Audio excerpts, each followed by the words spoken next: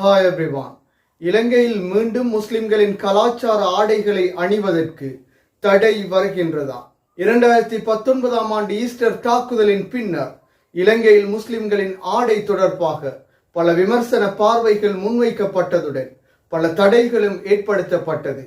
ஹபாயா அணிவதற்கு, ஹிஜாப் அணிவதற்கு, முகத்தை மறைப்பதற்கு என பல தடைகளும் விதிக்கப்பட்டதுடன் கருப்பு ஹபாயா அணிந்தவர்களை கூட பயங்கரவாதிகளை போன்று பார்த்த நிலைமை இலங்கையில் ஏற்பட்டிருந்தது.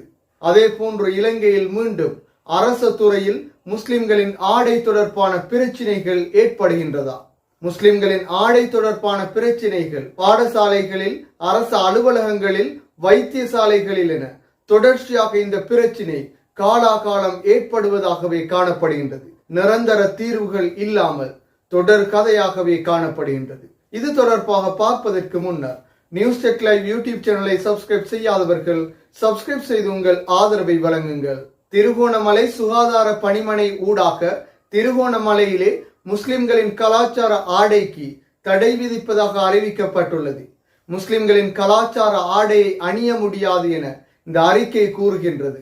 இதற்கு அமைய பல ஆண்டுகளாக தாதிகளாக, சிற்றூழியர்களாக, சுகாதார பணிமனையிலே பணிபுரிந்தவர்களாக என பலரும் செயற்படும் நிலையில், அதில் முஸ்லிம்களின் கலாச்சார ஆடையை அணிந்த நிலையில் அவர்கள் இதனை அணிய முடியாது என தடை விதிக்கப்படுகின்றது. இதற்கு எதிராக பாராளுமன்ற உறுப்பினர் இம்ரான் அவர்களும் குரல் கொடுத்திருந்தார்.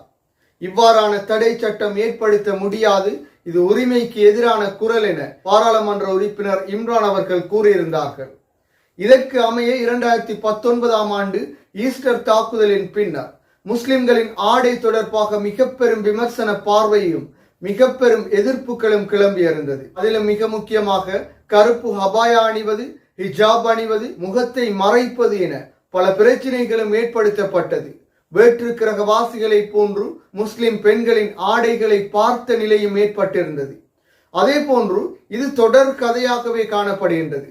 அதிலும் திருகோணமலை சண்முகா வித்தியாலயத்தில் ஒரு ஆசிரியைக்கு எதிராக, ஹபாயா அணிந்ததற்கு எதிராக அந்த பாடசாலையின் அதிபரே எதிராக செயற்பட்டிருந்தார். இறுதியாக அவருடைய செயற்பாடு தோல்வியிலும் முடிவடைந்திருந்தது. அதே போன்று பல பிரச்சனைகள் இலங்கையில் முஸ்லிம்களின் ஆடைகள் தொடர்பாக, முஸ்லிம் பெண்களின் ஆடைகள் தொடர்பாக ஏற்பட்டிருந்தது. அதே நிலைமை மீண்டும் அனுரகுமார திசாநாயக்க தலைமையிலான ஆட்சியிலும் ஏற்படுகின்றதா என்ற கேள்வியும் எழும்பியுள்ளது. எனவே திருகோணமலையில் இவ்வாறு தடை விதிக்கப்பட்டால் அது மனித உரிமை மீறலாக காணப்படும் என குறிப்பிட்ட பெண்களும் கூறியிருந்தனர்.